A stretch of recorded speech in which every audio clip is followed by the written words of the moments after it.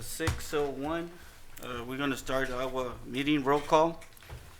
Esmer, absent. Maribel, absent. Cesar, absent. Rick Perez here. Homer Tejerina, Here. Lloyd, Loya, Here, sir. Ivan Sandoval. Present. Okay, we do have a quorum. Invocational, Cindy.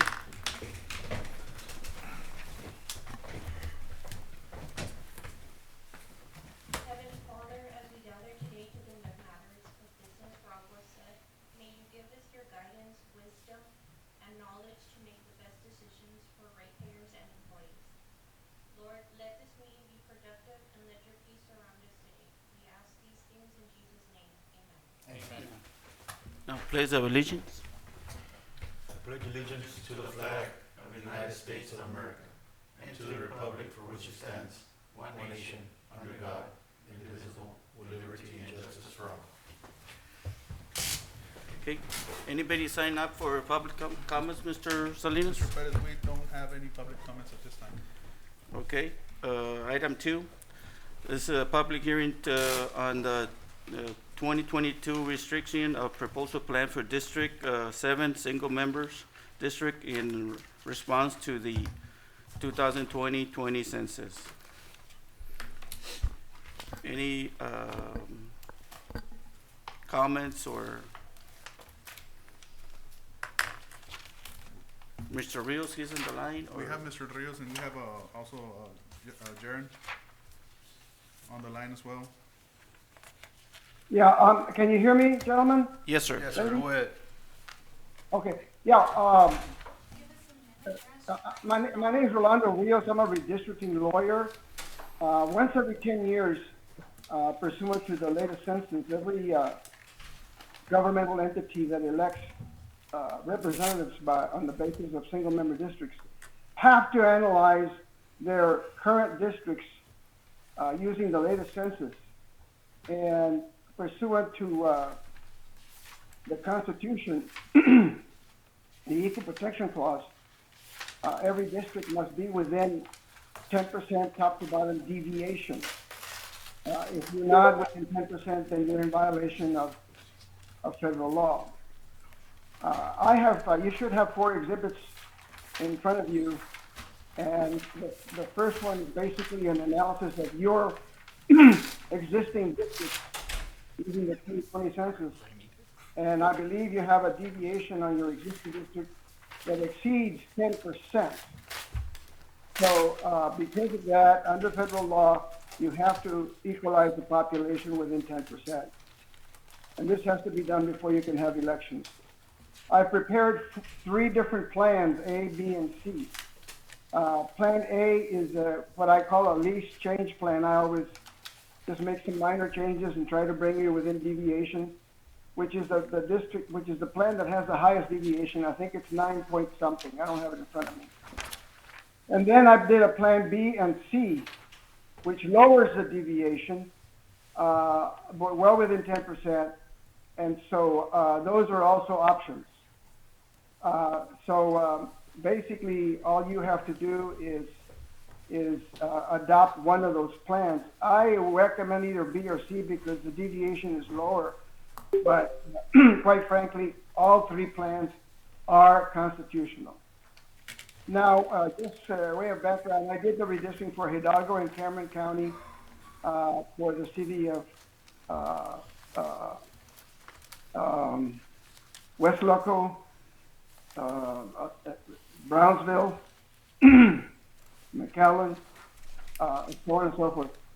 So I can answer any questions you may have right now if you'd like. So this, what you did, apparently you did 3 scenarios, right?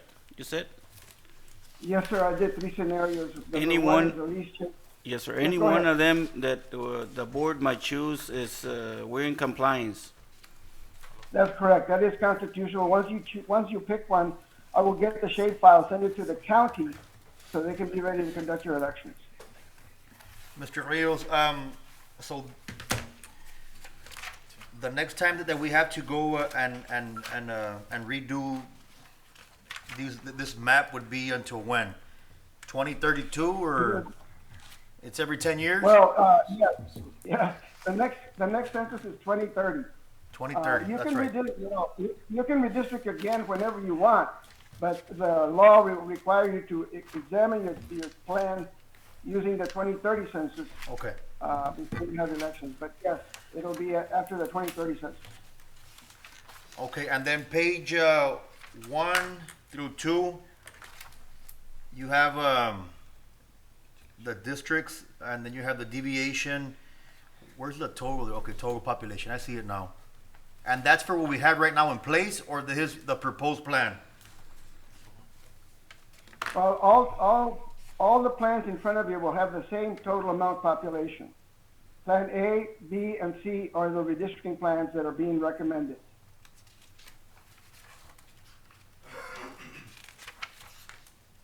I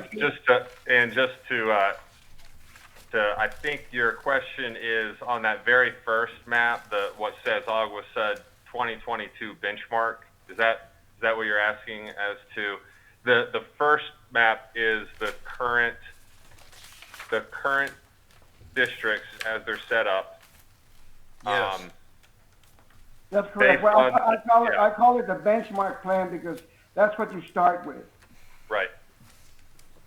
And it's not going to line up exactly to the sub-districts as they currently exist, but that is simply because with the census, it breaks the population up into what's called census blocks. And Mr. Rios, I don't know if you want to go too much into detail on that. The census blocks is the unit that the Census Bureau in Washington uses. And unfortunately, census blocks are not necessarily coterminous with meets and bounds. And your districts are defined by meets and bounds. So we have to do the best we can insofar as making sure we capture the census blocks. Oh, here it is. Plan A, Plan B. So it's not going to be exact, and that's simply because the census blocks, right, some of them will overlap. All of the census blocks that Mr. Rios has identified in the maps are within our boundaries, but they'll include some territory and potentially some population that's outside of it. But it's going to be within a close enough ballpark that that the adoption of any of these will be under the threshold. Jaron, quick question. Do we have to vote on this by today, or what's our deadline? The deadline is today to adopt boundaries, new boundaries that comply. And that is based off of, so the boundaries have to be set no later than 3 months before the election. And so the election's on November 8th, and so 3 months before that, that's why the special meeting was called for today. The reason for that also is when people start filing to run for office, they have to know what the district looks like. Yes, sir. Right. Now, the district currently doesn't have any candidate applications so far, and so no better time to get it done. But even if we didn't have today as a hard deadline under Texas statute, it would still be good to get it done before we have any applications submitted. Yes, sir. After this, what's the next step? Like, do we submit everything to Hidalgo County, and then what's the lead time on that? Do we know? So Hidalgo County actually wanted the maps. It'll take a day. Okay. Tomorrow we'll have the maps to Hidalgo County. They have said that is fine because they'll need to incorporate that into their database and their shape files, and then they'll send us those maps. So once this is adopted tonight, to answer your question, then Mr. Rios will be sending those maps to the county. Okay. Our engineers will have a copy of those maps, so we'll have a updated, they'll remove any of the portions of these that are outside of our CCN boundary, right? Essentially the district's boundaries are set by the CCN that it has from TCQ. And that's why it's, you know, in part different from the U.S. Census blocks. But so that process, it'll get to the county tomorrow. Okay. Are we gonna be receiving any kind of acknowledgement that the county received that information? Well, what I've done in the past, in every situation, with Hidalgo County and the number of cities that I've done, I send the shape files to the person that works for the elections office, and he usually acknowledges, thank you for the shape file, we got it under control. So I will send you the acknowledgement when I get it. Yes, beside the county, who else gets that information for us to be in compliance? Apparently, we're, you know, we don't want to be. Yeah, no, that's a very good question, because a lot of this law is in the state of flux. There is a possibility that 10 years ago we had to submit everything to the Department of Justice for Section 5 pre-clearance, and there are some voting bills in the Congress that that may trigger some of that. But if that happens, I'll make sure we cover the federal requirements for you. You're going to be doing that Currently, for us. and Mr. Rios, correct me if I'm speaking incorrectly, but the Shelby County case, a highly publicized Supreme Court case a few years back, essentially negated that pre-clearance step with DOJ, and so we don't have any. There's no pre-clearance or sending it to DOJ at the moment. But of course, if the federal U.S. Congress made a change, then we might have to follow up. Yeah, and that could change. Those people in Congress can change anything. You just saw a huge, actually what I think a very favorable bill passed by the Congress. So anything can happen. But from your perspective, if something like that happens, Jared and I will make sure that the federal requirements are covered. Are we in contract with Mr. Rios, Mr. Salinas? Yes. I mean, there's a fee for that? Yes. Okay. Yes, yeah. Mr. Rios was contracted to provide the redistricting service. Okay. You're good with? Yeah, I mean, I know we're in the open public hearing right now. We will need to open, I guess Yeah, so selection will go as part of the next public agenda. hearing, Okay. that would be a great time if any members of the public had questions, either for Mr. Rios or for the board. Okay, I want to open open public hearing at 6:14. So there's none. We need to close a public hearing at 6:14. Motion to close public hearing. Okay. Any other questions, gentlemen? No? Okay, let's go to number 3.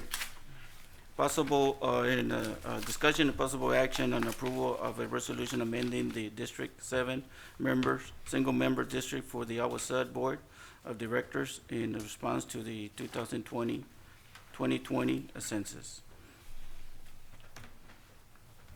Yes, Acting Board President and members of the board, this resolution would adopt one of the 3 plans identified as plans A, B, or C, and that would be that's the resolution that Okay. would officially adopt one of those 3 plans.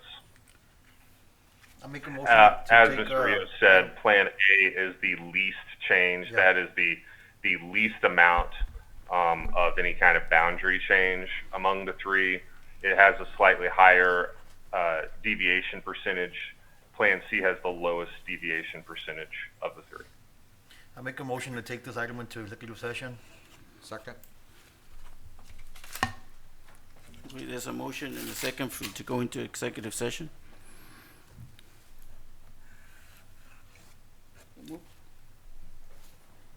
First and second. All in favor, say aye.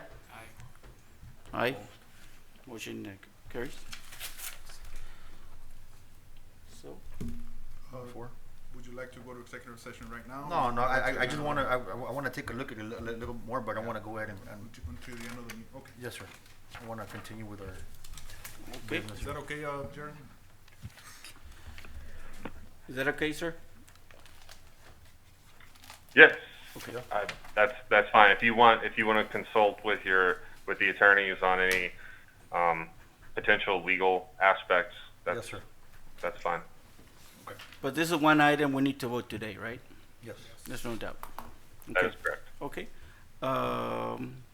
Let's go to number 4, possible action and amending order for our November 8, 2022 election, general election to include polling locations, dates, times for early voting and election day. Yes, sir. So basically what we have on the attachments, of course, is the order of amending, calling for a general elections, and of course for the approval of an early voting dates, times and locations.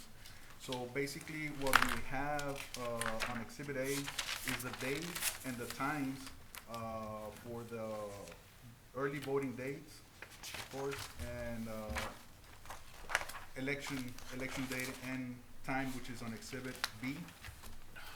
Those are the times, as far as, coming from the Secretary of State, and that's for early voting. So that's what we have as far as dates and times. And, of course, on the last election, the board, chose, one polling location. We can choose one, we can choose, 2, 3, or 4, polling locations. And, at this time, I would like, for the board, to choose a polling location, for this agenda item. The last, the 2020 polling location was at the Peñitas Public Library. And the cost for that, just to give you an idea, was approximately $20,000. So we need to, select at least one polling location. We select one, but we're gonna be on the major, whoever Yes. select, Yes, we everywhere, are. right? We're gonna be, I guess, Countywide. countywide for the, early voting and of course, election day. So anybody in Edinburgh, they happen to be by Edinburgh, they can vote in Edinburgh, they can vote in McAllen, everywhere. Yes. So what's the, just refresh my mind, what's the point of choosing just one? If we're gonna be in all the polling sites? That's part of the requirements from Hidalgo County, if I'm not mistaken, Jaron. Yeah.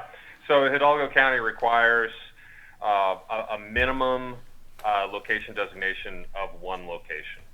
We can designate more than one. In 2020, we only designated one location. If you recall, prior to the county having countywide, we would have a set number of designated locations, and those were the only locations that anyone could go to. And so it was, I think we chose to have 4 locations or something like that, so that people wouldn't have to travel too far. Now that it does have countywide, we have the benefit of our constituents being able to vote at the nearest location. But the county, as far as our contract with the county, still requires a minimum designation by us of at least one location. Good. Let me look at the polls. Do we need to pick a location, sir? Yes. Yes. So One basic- location needs to be designated. The deadline for that is August 22nd. And so, So for Sort of. information, only on the. to package- avoid needing a special meeting for that, I would recommend designating at least one location. I think you have available either in the packet or handouts locations that the county used for the May elections earlier. Those are likely going to be the issue is the county hasn't decided all of the locations yet. It won't do that until October, but it does need us to designate one prior to that. The prior board meeting, the board advised us to look into what location the school district was going to use. We've reached out to the school district. To my knowledge, they have not decided themselves on a location either, but I believe that's because their meeting occurs before ours, or after ours, sorry. We want to So we take can this choose item on- into executive session also. Make a I'll motion second. to take an executive. Okay, Second. all in favor? Aye. Okay. Number 5, discussion possible action revising date and time of regularly scheduled AGUA SUD meeting, board meetings. Yes, sir. This, of course, this item is to revise, the date and the time. Basically, we have, right now, as up to date, we have Thursdays at 5:45, the first Thursday of the month at 5:45 PM. If the board is inclined to change the time and the date, this agenda item was brought for that, reason. Yeah, that's not gonna work for me on Thursdays, man. Okay, Me Eddie. neither, so, I mean, because of the kids, the games and all that. Yeah. So, my suggestion is, I would like Monday back at 6. I wouldn't mind. That's your motion, I'll second you. Yeah, okay, then I motion to move the regular time meetings for Mondays at 6. The first Monday of the The month. first Monday of the month, yes, sir. Okay. Second. There's a motion and a second to change to the first Monday of the month, Mondays and 6 o'clock. All in favor, say aye. Aye. Aye. All in, not against, there's no, ayes taken.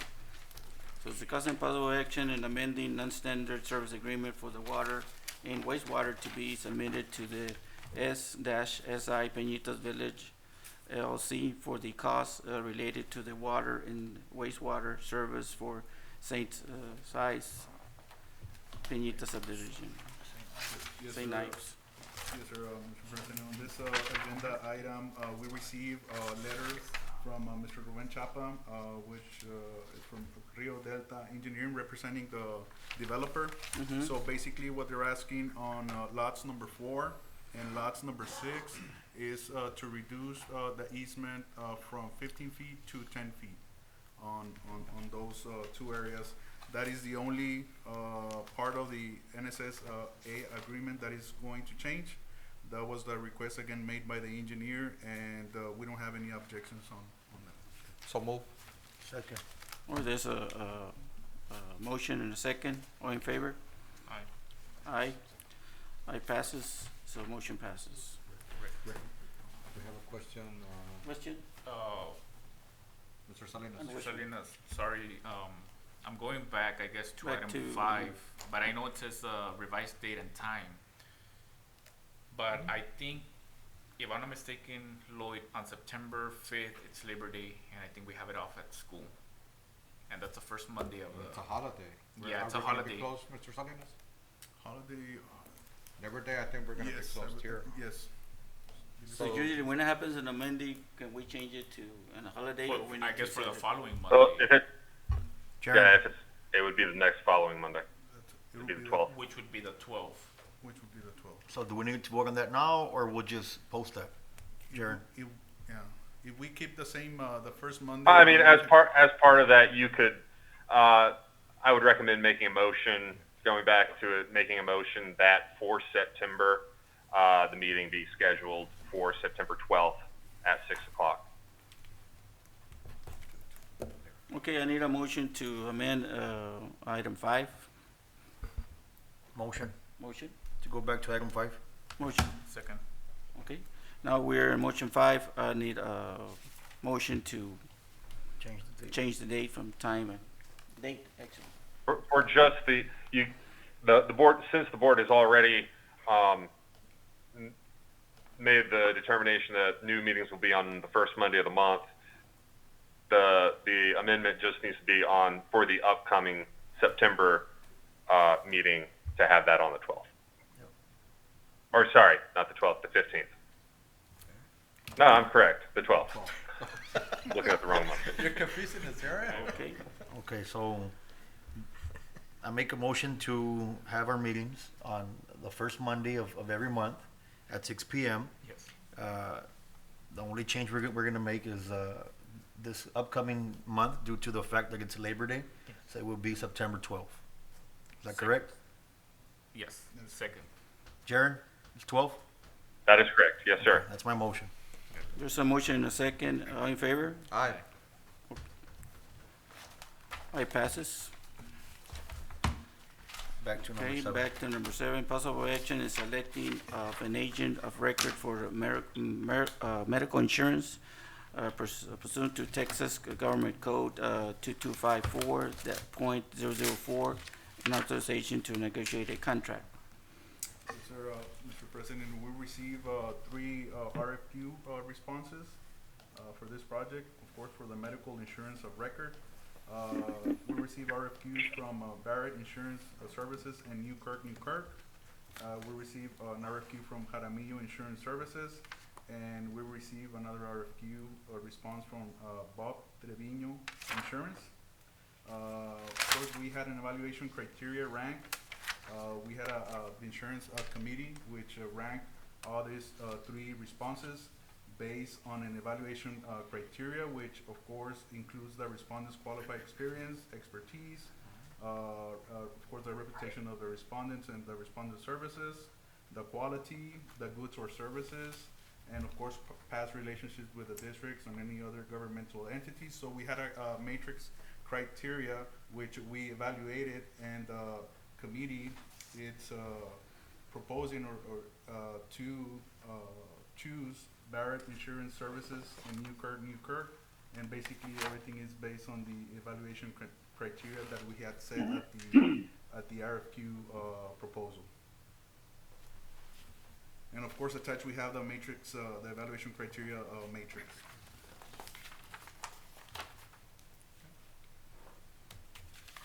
Do we have on the call a representative from Barrett Insurance in Newkirk? Yes, Yes. Oh, okay. good evening. My name is Peter. And yes, sir, you have Barrett's on the phone, and Pierre up with Newkirk, and Newkirk is there on site. Oh, okay. Go ahead, sir. Thank you. I apologize. I No let her problem, on no the- problem at all. I forgot that she was on that Yes. meeting. Yes. My name's Peter Newkirk, and we'd love to entertain that you all would entertain us as your agent of record. We are local in McAllen. I used to actually be the agent here at AGUA for about 6, 7 years. This is about a good 7, 8, 9 years ago. Okay. We do represent Hidalgo County, Edinburgh ISD, Carrizo ISD, a lot of water districts as well. And we put our foot forward to help all of the employees make sure that they have a good experience with anything dealing with insurance, helping them with all their claims, helping them with all the enrollments. And of course, my office is here locally in McAllen. Any questions for me? So your recommendation is, Yes, sir. Yes, sir. Our recommendation from the insurance committee, the medical insurance committee, is we recommend, of course, Barrett Insurance and Newkirk to be the new medical insurance agent of record. So for from our SUD. Antonio, Nancy, Albert, Jaime, Pam, Pamela, Cindy, and Esmer, and Robert Salinas, that's the people who were a part of that committee, right? Yes, the evaluation, yes, And everyone's on the same page. yes. Okay. Everyone feels that that's the way they want to go. I don't want to make a motion here tonight and then y'all change your mind come on down the. was there not? Because we're gonna have a Yeah, recommendation. no, it is what it is. I'm just saying. Yeah. I mean, the committee's good with it, and that's what our employees want. We're not gonna go against them. Okay. I make a motion to approve. Second? Okay, there's a motion and a second. All in favor? Aye. Motion passes. Thank you, sir. Thank you. Thank you, sir. Thank you. Thank you. Thank Thank you. We look forward to serving you. Thank you. Appreciate it. Thank you, ma'am. We're gonna go into executive session as provided by Texas Open Meeting Act. Number eight. No, Huh? Number eight. No. Number 8. Number 8. I'm sorry, I'm missing, sorry, we're getting ahead of myself here. Oh, the best part, General Manager. General Manager. Yes, sir. So basically. Apologize for that. Not a problem. So basically, we have, of course, on the agenda, as far as the general manager's report, the drought contingency plan. So we received, of course, a letter from TCEQ back in July 26, 2022. And basically, it's a alert letter, right? As far as the Amistad and Falcon Reservoir being at its lowest in years. So basically, our SUD has adopted a drought contingency plan. which right now, based on the letter that we received from TCEQ, we are implementing stage 2. Basically, we implemented stage 2 as of July 29th, 2022. We have advertised, of course, in our website, on our lobbies, drive-throughs, and of course advise customers as they call. So basically, customers are required to follow the mandatory water use restrictions to increase conservation efforts due to drought conditions in the state of Texas. So right now, we have already implemented stage 2, which basically has mandatory water use restrictions. And I'm gonna go ahead and just on your attachments, you have the map that shows 3 zones. So basically Mondays, and of course for any irrigation of landscape areas with a handheld hose, a faucet-filled bucket or watering can of 5 gallons or less, or drip irrigation system shall be limited to Mondays and Thursdays for water customers in the green water zone 1. Okay, so zone 1, it's basically from US 83, the expressway south. Everything south of the expressway is zone 1. So basically that's gonna fall on Mondays and Thursdays for water customers that can use, that can irrigate their landscape as well. So on going to zone 2, which is from Tuesdays and Fridays for water customers, it's between US 83, which is expressway, to 3 Mile Line, and of course in Sullivan will be US 83 to Tablero Road, which is the mark of 3 Mile Line.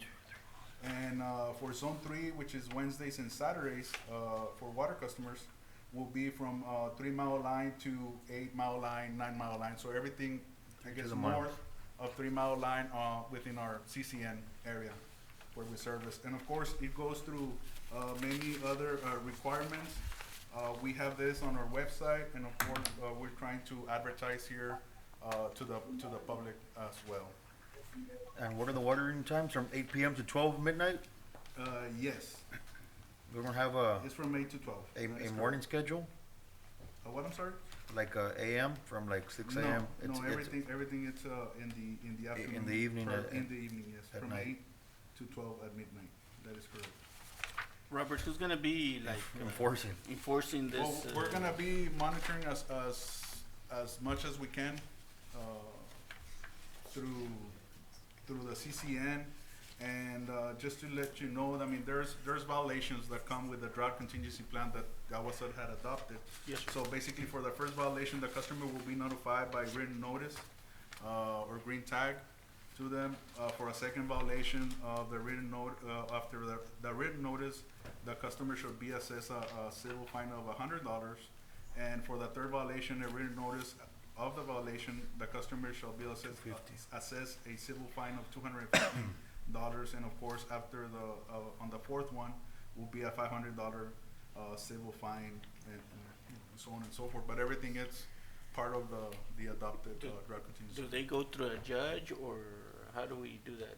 Or we put it on their bill? It's part of the bill process that we can have. Now, in the past, they have gone through violations only, so the customer will be notified on that as well. I mean, we don't wanna charge them, but they need to No. understand that, hey, there's a crisis. And we're gonna enforce how, Mr. Salinas? Through our Through our water database, right? through- yes. through Like our the smart database. meters that are reading, or? We can do it through our water meters, and we can do it in person as well. So like random houses, or? Random check overnight, or, check So what are we areas that thinking, are watering. what's our plan to do that? Do we have like a plan of action of how we're Well, gonna? the plan of action is to start assessing as much as we can on those, especially on the evenings. Okay. Have personnel out there, and of course, we have the smart meters that we can see, the fluctuations in usage that we can, call a customer, and maybe the first time remind them, hey, we're under a water restriction, water conservation. And you can tell right away when it's irrigation going off. Yes. The amount of gallons increase big time. Okay. So, I mean, so we're gonna go based off the smart meters, because I don't think we're gonna have people out there from 8 to 12 midnight Yes, it's gonna be, probably, it's gonna be, at first, we're gonna try to do randomly check on those areas, on the zones. During the day. During the Yeah. day to see Okay. if they're using water Good. at that time. As far as landscape, of course, they're gonna use water throughout the whole day, but it's just basically on the landscape in some of the And that's, uses. there's an update, right? We don't have to vote on any of this? No, it's just No. an update based Okay. on the letters that we have received as far as alerts, for the water, percentages, at Amistad and Falcon Lake, reservoirs. Yes, sir. All right, thank you. Robert, any, something else on the water plants? Are they working efficiently? They're working, Yes, right and now, yes, they're we're- working overtime? I mean, with this drought, our plants, are they keeping up? Yes, we have been, keeping up. I know that there's a lot of, during the summer, especially right now in a drought, there's a lot of consumption. Yes, So sir. there's a lot of, high demand on Yes. certain areas. So basically, we're trying to keep up with the maintenance. Anything that can go wrong in the system, from a water break, a motor break, or anything, might slow down the system, and you can see that on the pressure zones, throughout the system. So it's something that we have been, keeping an eye on, especially on the maintenance, on the motors, on the pumps. Yes, and, sir. Booster stations. Yes, sir. Thank you, sir. Thank you, Rob. Thank you. Number 9. Okay, now number 9, as provided by the Texas Open Meeting Act, the Texas Government Code Section 551.071-551.091, the Board of Directors may convene into a closed executive session to deliberate and discuss and consult regarding the matters listed below, and upon proper motion and approval. Any of the items set for above. So, I need a motion to go into We're executive. taking item 3 and 4 as well, right? Taking item 3 and 4. Right, gentlemen? Yes. Taking That item is 3 and correct. 4. I'll make a motion to go into executive session. There's a motion and a second. All in favor? Aye. Aye. Motion carried. Motion carries. You say the time? Time is 6:39.